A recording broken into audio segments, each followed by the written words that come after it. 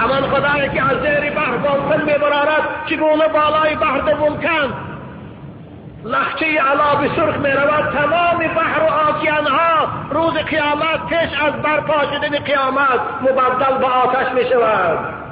و اذا البحار سجرت، و یاد آر هنگامی را که این آبها و بحرها و آکیانها آتش داده میشود بتوانند بریزند. نه، کلا لا وزر الى ربک یومئذ المستقر. آن روز دیگر جای گریز نیست.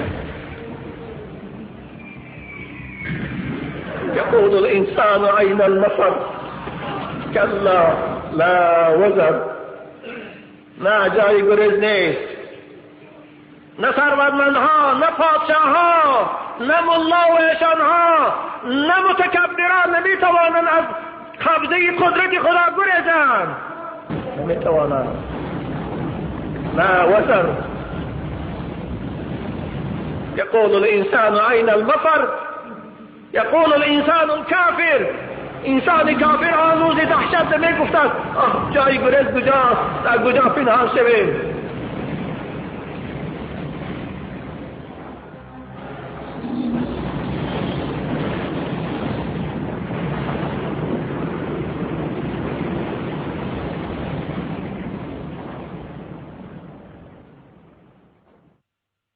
که گوید خدای عالم الغیب توی واقف باش یا بشکرای، بروی من چه ها کرد آدمی زاد دست ابن آدم زاد. فریاد خدایا تو میدانی که در بالی من اینها خونریزی کردن، اینها زنا کردن، فاحشه خانه کشادن، طرب خانه کشادن.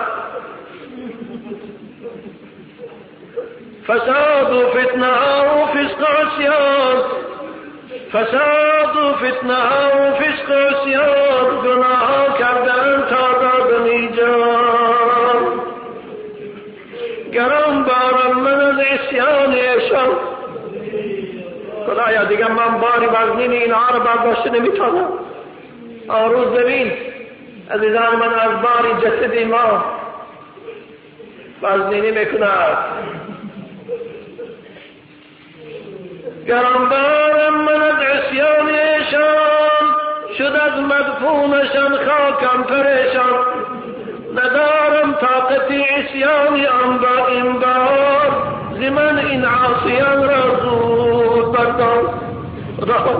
من طاقت این باری وزبینی این گناهگارا را برداشتن ندارم. اکنون زودتر اینها را از درون من بیرون کن.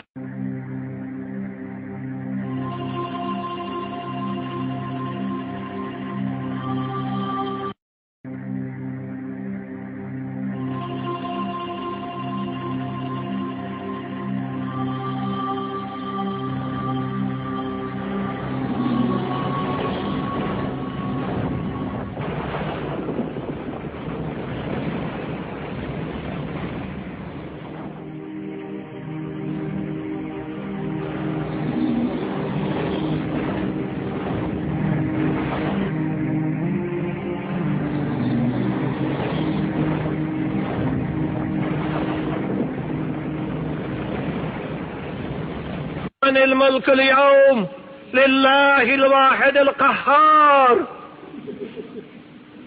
امروز پادشاهی حقیقی کیست؟ امروز فرمان روا کیست؟ امروز حکومت در دست کیست؟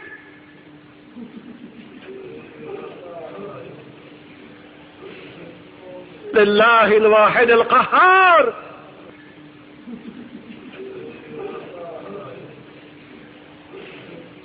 لله الواحد القهار. امروز حاکم، امروز حکومت دار، امروز فرمان بردار، امروز حاکم سعودیه فقط الله است.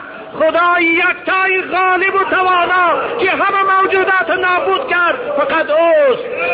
لله الواحد القهار.